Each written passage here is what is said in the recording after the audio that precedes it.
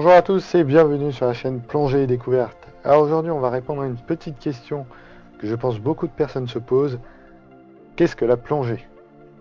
Je ne vais pas rentrer dans les détails, je vais juste énumérer, parler de certaines choses pour caractériser la plongée, à savoir le matériel, les endroits et ce qu'on voit sous l'eau, voilà pour simplifier.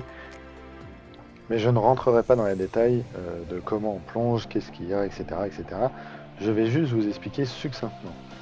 Alors pour commencer, je pense que tout le monde a une certaine petite image de ce que c'est que la plongée, hormis les personnes qui ont déjà un peu regardé, du coup ils voient plus ou moins à quoi ça ressemble. On va dire que la plongée, certaines personnes imaginent ça, c'est simplement du snorkeling, donc grossièrement nager en surface, à l'aide de Palmas Tuba et découvrir ce qu'il y a sous l'eau, hein, comme on voit sur l'image de gauche, voilà, des choses faciles d'accès. C'est ça, mais pas tout à fait. En fait, déjà on va parler de plongée sous-marine, donc déjà on va recentrer les choses. La plongée sous-marine, donc comme son nom l'indique, hein, c'est plonger sous l'eau. Donc déjà on évolue entre 0 et 60 mètres, on va dire entre 10 et 60 mètres, parce que de 0 à 10 en apnée on peut le faire, donc au-delà de 10 mètres ça commence à déjà être un peu plus compliqué. Donc de 10 à 60 mètres on parle donc de plongée sous-marine, et du coup c'est plus cette image là qu'il faut avoir. Alors cette image là, bon voilà, on voit tout de suite qu'il y a un peu plus de matériel, on se doute bien de ce qu'il y a, mais voilà. Donc du coup, en parlant de ce matériel, on a donc le matériel classique. Donc un moyen de se déplacer, des palmes, classique. Un moyen de voir les choses, donc ça peut être des lunettes. En plongée, on a souvent plus un masque,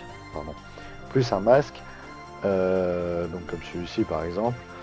Et généralement, on porte aussi des combinaisons pour éviter d'avoir froid. Généralement en nage subaquatique, donc du snorkeling. C'est rare qu'il y ait des combinaisons.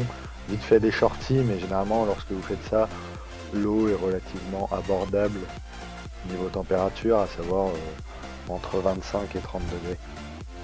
Donc le matériel classique, et évidemment on a le matériel un peu plus spécifique pour la plongée, on peut le voir là-haut à droite d'ailleurs. Évidemment il y a un espèce de truc comme ça, c'est un gilet stabilisateur, donc en fait il peut se remplir d'air, ce qui nous permet de flotter ou de nous stabiliser. Une bouteille d'oxygène, alors avec ce type de bouteille on peut rester environ 1 heure sous l'eau, alors ça dépend de la profondeur. Évidemment il existe des matériels beaucoup plus professionnels, avec 2 ou 3 bouteilles, etc. Qui permettent à ces plongeurs-là de tenir environ 2-3 heures, voire plus. Ça dépend vraiment de certaines choses. Et surtout d'aller plus profond, voilà. Donc ce genre de bouteille, 1 heure, voilà. C'est ce qu'il faut retenir suivant la profondeur. Et évidemment, il faut avoir le matériel pour respirer. Donc ça, c'est ce qu'on appelle un détendeur. Donc ça détend l'air qui est à l'intérieur de la bouteille. Vu que c'est de l'air sous pression, il faut qu'elle arrive à une pression à peu près respirable, à savoir environ un bar, ouais, par là. Donc là où il y a écrit Titan, c'est le détendeur, c'est là où c'est ce qu'on met dans la bouche pour respirer, et en bas à gauche, le petit truc, c'est ce qui vient s'attacher en haut de la bouteille jaune. Donc c'est ce qui permet de récupérer l'air, et entre les deux évidemment il y a un tuyau, on les voit en haut à droite d'ailleurs, on voit des espèces de tuyaux, c'est ça. Donc on passe à la suite. La suite c'est quoi? C'est évidemment où est-ce qu'on plonge, donc les lieux de pratique de la plongée sous-marine. Comment vous expliquer? En fait, généralement on commence tous en mer par un baptême de plongée. Ensuite les pratiques se font en piscine. Généralement, si on n'est pas au bord de la mer, c'est en piscine. Et on a des piscines spéciales qui s'appellent fosses. Ce sont des fosses en fait. Donc c'est quoi une fosse? C'est un espèce de gros tube qui varie entre 6 et 40 mètres pour certaines piscines. Et donc c'est un tube de 6 mètres de diamètre environ. Et en fait ces tubes là, comme on peut voir sur la photo, nous permettent de nous expérimenter, de nous entraîner, de nous améliorer dans nos gestes. Et donc voilà, donc sur cette photo on peut voir par exemple au milieu il y a un tube de 6 mètres, dans le fond là-bas il y a un tube de 10 mètres, et juste devant la photo, en bas de la photo là où c'est sombre, c'est 20 mètres. Derrière il y a un bassin qui fait environ 3 mètres à peine je crois, et ça c'est plus pour les baptêmes. Donc voilà, évidemment le but de ce genre de choses c'est de nous améliorer pour les exercices, pour les réactions aux signes, etc. Pour ensuite aller en mer ou alors en carrière. Et principalement, le but final c'est quand même eh bien d'aller en mer. Donc pourquoi la mer? Parce que c'est là où on retrouve le maximum de choses. Et les carrières, me direz-vous, à quoi ça sert? Et du coup ça sert un peu dans le même but que les fosses, c'est-à-dire que c'est une passerelle entre la fosse et la mer, parce que du coup c'est un milieu naturel, mais on n'y trouve pas du tout ce qu'il y a en mer. Enfin on retrouve des poissons, mais déjà certaines carrières sont en... Enfin les 3 quarts des carrières d'ailleurs c'est de l'eau douce, enfin même toutes. La mer c'est de l'eau de mer. Et du coup l'intérêt des carrières c'est juste de s'améliorer, de s'adapter au milieu naturel. Donc par exemple dans cette carrière, c'est la carrière de Rousset, si vous voulez aller voir, il y a une petite vidéo sur ma chaîne de la carrière de Rousset, et je vous montre tout ce qu'il y a, grossièrement, tout ce qu'il y a dans la fosse, dans la carrière, pardon. Et du coup voilà, et ceci nous permet de nous améliorer en termes d'orientation, en termes de réaction aux signes, pareil. En fait c'est un peu la même chose une fosse et une carrière. Sauf que c'est pas fait de la même façon, et déjà on n'est plus en piscine, on est dans un milieu naturel. Donc en piscine, disons qu'on voit très clair. Dans la carrière, on avait, la dernière fois que j'y suis allé, donc à la vidéo, on peut voir, il y avait 3, 4, peut-être 5 mètres de visibilité à peu près. Après ça dépend de la profondeur et de la luminosité. Donc, ça c'est bien beau, vous allez peut-être me poser une question, qu'est-ce qu'on voit sous l'eau? En mer, généralement. Principalement on voit des poissons, donc de la faune, donc poissons, tortues, corail, baleines, dauphins, requins, raies et plein d'autres choses. Et je vous dirais même plus, cherchez, parce qu'on peut même croiser des langoustes, des araignées, plein de choses, et franchement il faut chercher quand on plonge. Et c'est vraiment la chose qui fait vivre en fait les océans. Et même quand on plonge, c'est ce qui nous anime, nous. Parce que sinon, il n'y aurait pas grand chose à voir s'il y avait que cette deuxième partie, que de la végétation, que de la flore. Même si c'est quand même beau.